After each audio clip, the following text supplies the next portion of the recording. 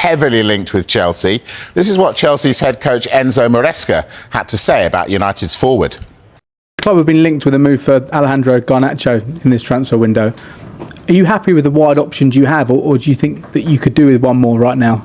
No, I'm happy with the one that we have in this moment. That we said many times. In the right side is Pedro Noni, in the left side Jadon. With the club, with sport director, we pay attention if something can happen, and we see in the next 10 days if something is going to happen.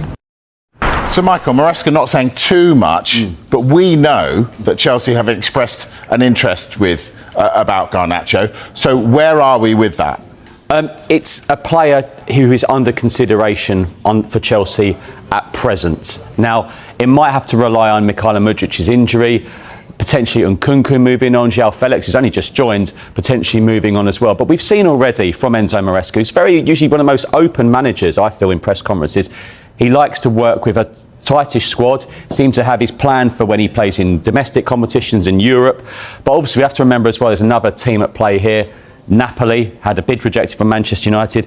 Our colleagues in Italy are telling us that maybe United have perhaps lowered the demands but haven't reached a figure yet acceptable for Napoli. So you do wonder if there is an acceptable figure that Manchester United would consider. But unlike other Manchester United players, he's still being featured under Ruben Amorim. Yeah, okay. I don't think actually United want to sell Garnacho, but we've been talking about throughout this transfer window about, you know, untouchables in squads, various squads, and there aren't that many. A player like Alejandro Garnacho, the optics, I agree, wouldn't look great if they allowed someone like that to leave. But the financial situation at United and at other clubs is such that if a suitable offer was to come in, I'm not saying United would definitely sell, they would have to look at it. They have to look at every kind of offer that comes in. But if they've lowered their valuation of him, that's them indicating to everybody he's for sale, isn't it? Yes and no, because it's still a substantial figure that clubs would have to get to, and they haven't managed to get to yet. And so it's one of those situations, and Michael mentioned it there, he still started against Rangers yesterday. Ruben Amorim's been talking him up. He has been starting games recently. By all accounts, he played really, really well against Rangers. And it's one of those areas where Garnacho, is he almost a victim of Amorim's style and his formation? Because where does he actually fit in? He's a winger, but Amorim's playing with two number 10s and wing backs. Does he fit into either of those? Maybe not, but Amorim has actually said he's learning and he will continue to learn in that position. So almost alluding to maybe a longer term future at United for Garnacho, unless that big offer does come in, what United have to consider. We also know Amorim, you can tell by the frustration the other day after their defeat to Brighton, he's desperate to get players in for his style. So there might have to be a player where maybe slight reluctance that someone has to move on to get the players he wants in. Because how many windows will it take for Amorim to change it? 3, 4? Yeah, well, he may or may not go.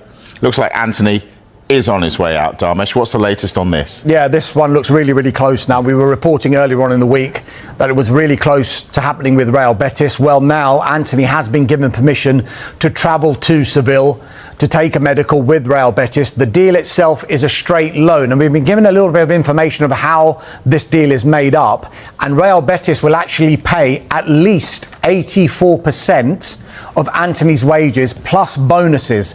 Now, when I say plus bonuses, this deal could eventually mean, with this loan, that Real Betis will actually pay more than Anthony's wages, and Manchester United could actually make a profit on what they would have actually had to have paid Anthony in wages until the end of the season. That's because it depends on team performances and individual performances, rather like they did when they allowed Jadon Sancho to go on loan to Borussia Dortmund. Is it unusual to make a profit like that, though? I mean, that's good business by United. I mean, I've only started hearing of this of late when I was told about this Sancho deal, because sometimes clubs, when they do a loan, people think, right, if he's on such high wages, what is the benefit of a club having to pay a substantial portion of someone's wages to get him to play somewhere else? Yeah.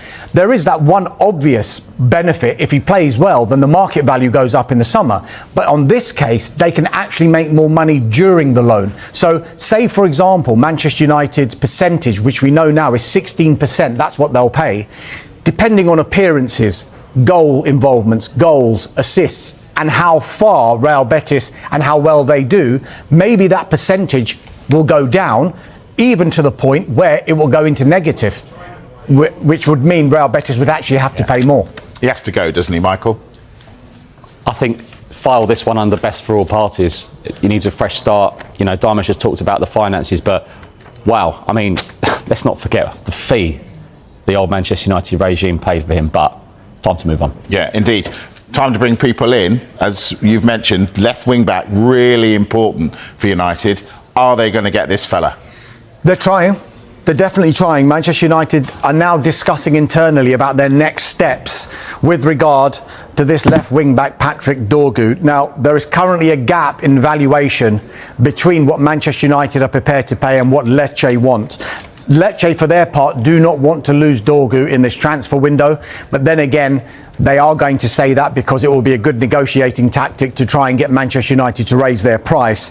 But they are expecting an improved offer from Manchester United, which we're told at the moment hasn't gone in just yet. Communication lines, though, between Manchester United and Lecce remain open. Remember, we saw pictures that Sky Italy provided from earlier on this week of Manchester United officials leaving a hotel in Milan, having had discussions with Lecce officials and the representatives of Patrick Dorgu. So we think the player himself is very open to that move to Old Trafford because it's a massive opportunity for him. Napoli are lurking in the background as well, though. They would want to do a permanent deal but then loan him back to Lecce, which Lecce might think, well, that sounds a lot better than what maybe Manchester United could offer. Right, we're 13 minutes into the programme and I haven't said these words yet, but I'm going to. Marcus Rashford was seen training with his United teammates Wednesday. That's right. Once again, didn't make the matchday squad for the game against Rangers last night. Here's Ruben Amorim on his striker's future. Ruben, just on Marcus and easing him back in, is it fair to say he will be staying at this football club this month? He won't be going out now? I don't know. I really don't know. But if he does stay, there's no go. You're going to reintegrate these Guys, it's 8 days. 8 days. We'll see in the end of the window what happened, and then we'll talk about that in the moment. What do you make of that, Darmish? What I make of it is that all options are still on the table by the sounds of it. Marcus Rashford could stay at Manchester United. He could still leave Manchester United, but clearly time is running out. His preference, as we've been telling you, is Barcelona. They've got their own problems financially. They need to create salary space. AC Milan, with their non-EU rule, they're going for Kyle Walker, so that would count Marcus Rashford out of a move to Milan. Borussia Dortmund, I think they're still interested, but the finances are really, really just unworkable, I think, for them just now. Feel like a bit of a mess potentially as well, you know, around Christmas time doing an interview, potentially wanting to move on and have a change and still here, and one reason or another not finding another club. Not ideal. Yeah. Good face that, by the way. We're going to take a break. When we come back, Manchester City have been the biggest spenders in the window and they're probably not done yet. More on them after the break. See you. Welcome along to the Transfer Show. Darmesh Chef and Michael Bridger here with the best transfer lines. Right, let's get straight to the topic that's been at the centre of this window. Arsenal's need for a striker. Mikel Arteta, when asked the question yet again, was at his most defiant yet. Obviously, there's so much noise outside the club. Arsenal need to sign a forward. Arsenal need to sign a forward. And I know we sound like broken records when we ask you about that, but you clearly don't share that same sentiment. Do you think it is essential that you sign a forward, or would you be very happy with... Sorry, I don't share what? The same sentiment that you have to sign a forward this month? Or do you? Have I ever said no to a striker? No, but you don't feel it's a necessity, do you? How do you say that? You do feel it's a necessity? I don't understand the question. Okay, I'm saying so many people outside the club seem to think that Arsenal have to sign a forward this month. So what is my opinion? Yes. That's what you're asking? Yes. Okay, my opinion is clear. We lost two very, very important players, Bukayo Saka and Gabi Jesus. So we lack goals, we lack people, we lack options in the front line. It's clear. Yes. Yeah. So do you think it's essential that you have to bring in forward then in the next? If we can get the right player, that's what we are actively looking at it. Yeah, any player, no. Someone that makes us better and has an impact in the team. It's clearly that for the period that we lost them, ideally, we need some help because we were very short already and we're even shorter. And is there work going on at the moment to have you identified targets? Yeah. Interesting. All right, Darmesh, what's the latest with their search for a striker? I mean, judging by what Mikel Arteta said there, clearly they want to bring in a forward. They've got injury problems. He's mentioned Bukayo Saka and Gabriel Jesus, particularly out for the long term. And they're working really hard in these final days to try and make that happen. There is that chance that it might not happen, though, for Arsenal, because he wants to bring in not only a forward, but the right forward for Arsenal. Now, there has been a long-term interest in RB Leipzig's Benjamin Sesko, but RB Leipzig have said he's not for sale. They don't want to sell him. They're under no pressure to sell. He signed a new contract until 2029. Yes, they're out of the Champions League, but they're still fighting to get into the Champions League for next season. And they also have an interest in the Wolves forward, Matheus Cunha. Again, Wolves under no pressure to sell. He's still under contract until 2027.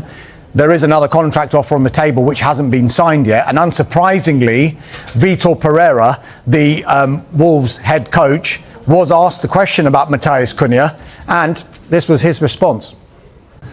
He knows what I want from him as a captain. We had a conversation and everything is solved. He's ready for the game, committed with us and ready to help the team. He's also been linked to a few other clubs. Arsenal, Nottingham Forest have their eye on him. Have there been any offers or bids for him at all? I don't know. This is a question for the club. You know, he's my player. I think he's not for sale. This is the information from the club. And he's committed with us. How much do you want him to stay at the club? It's important, very important for us. Right, I'm going to play a game with you. I want to show you some numbers and I want you to tell me their significance. Right, let's have a look at these. Love games. Arsenal signings under Mikel Arteta. Those numbers. Tell you what. Let's show you what they mean. More of a bullseye, man. Let's put them in. I was just about to say that. Wow. So, he signed 7 goalkeepers, 11 defenders, 12 midfielders, 2 strikers. Darmesh, discuss. Yeah, I mean, numbers can say a lot of things, but you've also got to look at how Mikel Arteta wants to play and the style of play that he wants to do. There is that issue that in his time, 4 strikers have actually left the club in Pierre-Emerick Aubameyang, Alexandre Lacazette, Folarin Balogun and Eddie Nketiah, but for differing reasons. The Aubameyang one was clearly a change in culture as far as Mikel Arteta was concerned. He needed to change everything around the club. He wasn't happy with some of the behaviour, if you like, of Aubameyang. Lacazette was coming towards the end of his contract in his 30s, so it was time to move on from that. Whereas Balogun and Nketiah, you could say, yes, they can form part of Arsenal's squad, but maybe not part of his first team as such. And players like Balogun and Nketiah at their age wanted first team football. So in that way you could say, has it been neglected? Yes and no. But then last season you could argue that Arsenal, they scored 91 goals in the Premier League last season. So was the furore about do we need a striker as big as it is now? Sorry, Darms is being very nice about Arsenal. 7 goalkeepers, 2 strikers. Is that neglect? Do you know what? I would probably flip it and say Ramsdale, Raya, success. When he inherited the squad he took over, Mikel Arteta, that defence needed some serious work. I've just written down here, Timber, Gabriel, Benjamin White. Upgrades. Midfielder, first one that comes to mind for me is Declan Rice. Supreme upgrade. Big money, but real upgrade. So I'd probably, yeah, I mean, as Darmesh says, you know, they didn't seem to have an issue in terms of scoring the goals last season. Also, this is a question for everyone here as well. Is a striker the hardest position to find real success in terms of the transfer market? You're seeing clubs now trying to get a striker. Clubs are struggling to find a striker at the moment. Is it potentially the hardest position on the field to get a striker that's real success? That, for me, is Very interesting. All right, let's move on from Arsenal. Alejandro Garnacho has been... This player for Manchester United was really important for us today. Let's see the next days. How close is he to getting back to his best, and how important is he to this team? I think he's improving in every aspect of the game. He was better today playing inside, also outside, changing positions. He's improving the recovering position. You can see it until 90 minutes. He's always there, recovering and helping, and sometimes showing some frustration. And that is really good because he wants more. I think he has potential to be so much better in every situation of the game. So what I can say is that he understood what I was trying to do and was really clear. I just want to help them, and but in the end is them that do the job. So a full 90-minute performance from Alejandro Garnacho last night. Was it a performance down of a player who looked like he was staying or leaving Manchester United? Very difficult to know for sure. He was applauding the fans of the Stretford end at the end. But I think what that performance did show was perhaps what we know about Alejandro Garnacho. I mean, he was definitely one of Manchester United's better players last night. But what I mean about what we know of Garnacho is he showed glimpses of absolute kind of electric ability, taking on the fullbacks, creating opportunities. But he also has that somewhat lack of a finishing product as well. He had a few really good opportunities, wasn't able to take them. And, you know, we know Manchester United are lowering their demands with Napoli in their negotiations for him. So it does seem they're open to potentially selling him in this window. But for me, I've said it all morning with all of you that I do think with Garnacho, though, and I said we saw it last night, I really do think his potential is superstar potential. Perhaps he doesn't fit in Ruben Amorim's system, but I think from a United fan perspective, it would be a huge shame to see someone who joined the club at 16, made his debut at 18, leave the club at just 20 years old. Yeah. Did the game last night and the performance from United as a team overall highlight the need for United to be moving on from certain players or to keep certain players in order to start building around them? I don't know how much we can read into the performance last night. Like Dan touched on, he created some opportunities. He probably should have scored a goal, hit the post from close range.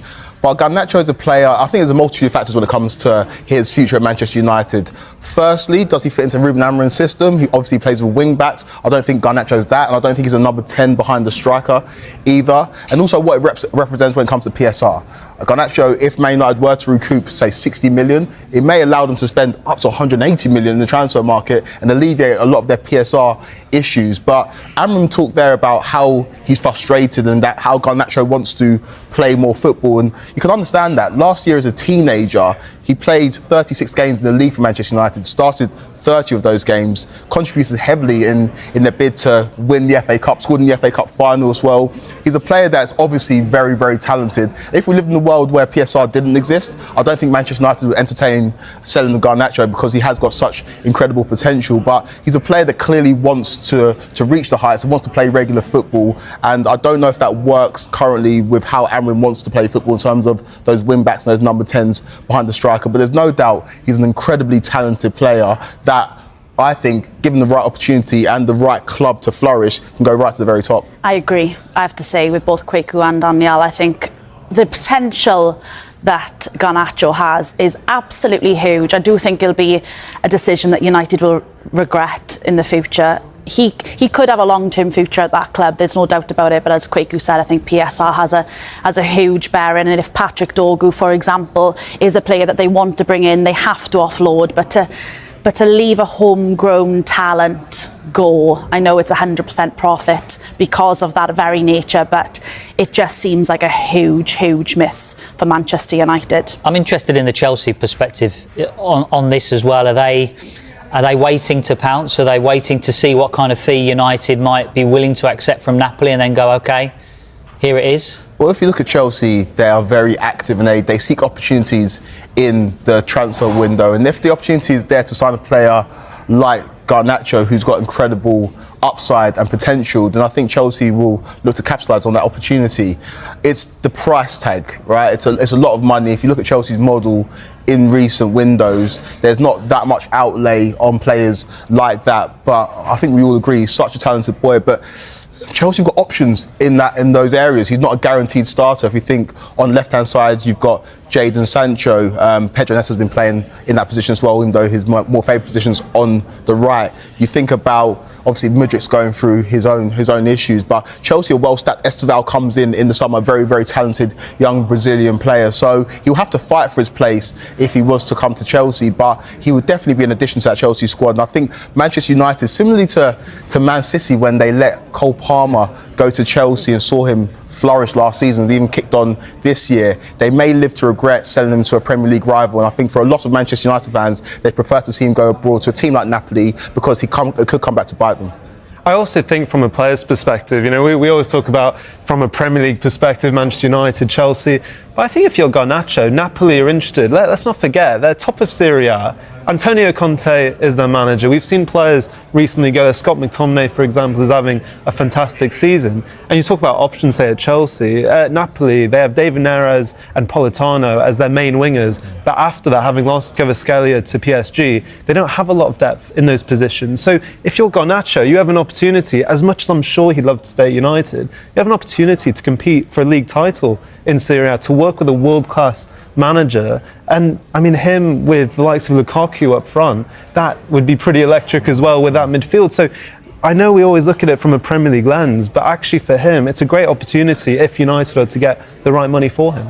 Yeah, and I guess there's another incentive for Garnacho as well to play in a stadium and a place that is so loved, another Argentinian, Diego Maradona, as well. So while Garnacho's future remains uncertain, the prospect of Marcus Rashford joining Barcelona this month is receding by the day. Now, Barca's priority is contract renewals for Pedri and Gavi. They would need outgoings before they can make space for Rashford's wages. Rashford once again left out of the squad last night, but he did watch from the stands at Old Trafford. He posted this image on his social media with the words, "Come on the boys." That we will be talking about Arsenal as the window ticks down. Another club we're going to be talking about, Manchester United, that's for sure. Chelsea are considering a move for United's Alejandro Garnacho before the window closes. Enzo Maresca has been talking today and has insisted he's happy with his current forward options. No, I'm happy with the one that we have in this moment. That we said many times. In the right side is Pedro, Noni. In the left side, Jadon. Misha was with us. Now he's not with us. But Tyreek, I think it's a young profile that can help us. So in this moment, we are okay. Maresca says we're okay. He's happy with his options. Does he have to be mindful then of, I guess, the balance of his squad if Chelsea go out and buy Garnacho? Yeah, it's very interesting, the scenario Chelsea find themselves in, because I think two things can probably be true at once. That yes, he could be happy with the options he currently has, but Chelsea can also be very interested in potentially bringing Alejandro Garnacho to the club. I mean, remember, he's just 20 years old. He has well over 100 appearances in the Premier League, so great experience for someone like him. And he showed yesterday against Rangers what he can potentially do if he can show that consistency. Some great runs, perhaps a lack of a bit of an end product, but Garnacho is a fantastic footballer, young footballer as well. And I think for Chelsea, yes, they have a lot of attackers, but what they're also seeing is a lack of consistency from their options. I think if they potentially offload a few like Christopher Nkunku, I'm just going to put it out there, right? This is my proposal. Potential swap, Nkunku to United, plus maybe a bit of money for Garnacho. Garnacho goes the other way. Nkunku would be a lovely fit for Amorim's system. I'm not saying there's any kind of inside sources on that, but that's something potentially I would like to see, because it might fit both clubs. You never know. Pure speculation from Daniel there. Garnacho played the full 90 minutes actually of United's late 2-1 win over Rangers in the Europa League last night. This is what Ruben Amorim said after the game on the future of the winger. This year, this player for Manchester United was really important for us today. Let's see the next days. How close is he to getting back to his best, and how important is he to this team? I think he's improving in every aspect of the game. He was better today playing inside, also outside, changing positions. He's improving the recovering position. You can see it until 90 minutes, always there, recovering and helping, and sometimes showing some frustration, and that is really good because he wants more. I think he has potential to be so much better in every situation of the game. So what I can say is that he understood what I was trying to do and was really clear. I just want to help them, and but in the end, is them that do the job. From listening to that, I realise it's a difficult question to ask, but from listening to Ruben Amorim there, do you think Garnacho will be still a Manchester United player at the end of the window? It doesn't seem likely at the moment, I'd say. I think Ruben Amorim there, the demeanour and the way in which he answered the question really said it all. And I think it's a shame, it's a real shame, because as Dan mentioned, he's got so much potential, Garnacho, but in an ideal world I think United would want to keep him, but it's that PSR, once again, profit and sustainability rules are having such a big part to play in what clubs can do this season. We've spoken about it already. I think it's also the difference between bringing in a Patrick Dorgu, like, for example, that Ruben Amorim needs to fit into his setup and his system. That is fundamental. You can look back at perhaps bad recruitment under Eric Ten Hag and the fact that Manchester United built a squad around him. They are now having to pull that back and realise that they now have to mould a whole new squad for Ruben Amorim. It's going to be a difficult process, I think, for Manchester United at the moment, but it all comes down to money, and right now it looks like Garnacho will be someone who leaves because of that 100% profit, because he is a homegrown player.